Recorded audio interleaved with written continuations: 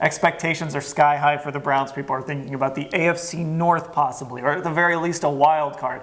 People want this team to make the playoffs. I think they expect this team to make the playoffs.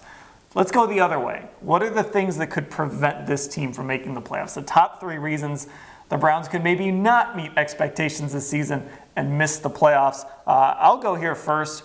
I'm going to go with the kicking game because I think there's a big question in the kicking game. There's going to be a kicking battle. Greg Joseph versus Austin Seibert, who they drafted in the 5th round. If the kicking game is a disaster, the NFL is such a close league. It's such a fine line every week between winning and losing. If the Browns aren't sound at kicker, it might cost them that 1 or 2 games that decides whether they make the playoffs or not.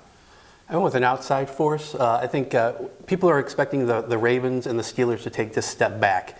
And the Browns kind of move ahead of them. And I think if Lamar Jackson figures out how to throw passes consistently, and if the Steelers do not lose that step that everybody's thinking they will when they got rid of Antonio Brown, when they lose Le'Veon Bell, if those 2 teams do not take a step back, that's something that can prohibit the Browns from getting to the playoffs. I actually had that on my list too. The division's better than we think. Right. I think that's a very relevant topic. Yes, that was actually my number 3 as well. There we go. The Steelers or Ravens exceed expectations. And we just talked to Joe Hayden at Jarvis Landry's celebrity softball game, and he just ran through position by position, talking about how great they feel about their defense, their offensive line, their receiving core, everything. And I don't think they're conceding anything. I don't think the Ravens are conceding anything. And I really think these 2 teams are going to be so sick and tired of hearing about the Cleveland Browns. I think it's going to be a great battle. All right, so give us your number 2 then. My number 2 was Odell Beckham. He hasn't been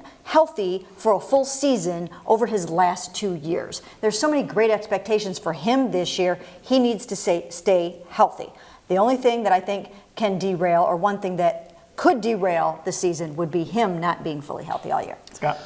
Again, I'm kind of going outside of the roster. I think that first half of the season, you have the 3 primetime games. You have the Seahawks, the Patriots, the Rams.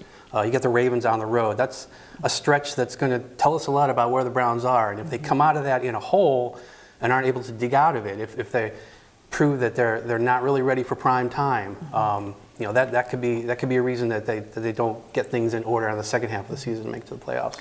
Okay, my number 1 is an obvious one. I think it's the thing that could derail the season, regardless of who the backup is or anything like that. If Baker Mayfield goes down, if he doesn't play a full season, if he's only able to play like half a season, if something happens to Baker Mayfield, that basically derails your whole season. Yeah, and that was also my number 1. Yeah, mine too. Yours too? So, yeah, everything runs through Baker Mayfield this season. The key to winning the AFC North, to getting this team over the hump and into the playoffs finally, it's all about Baker Mayfield. I think we're all in agreement on that. And here we are talking about things that could keep the Browns out of the playoffs instead of talking about things that have to happen for the Browns to make the playoffs. So, honestly, that should make Browns fans feel very good about where this team could end up at the end of the season.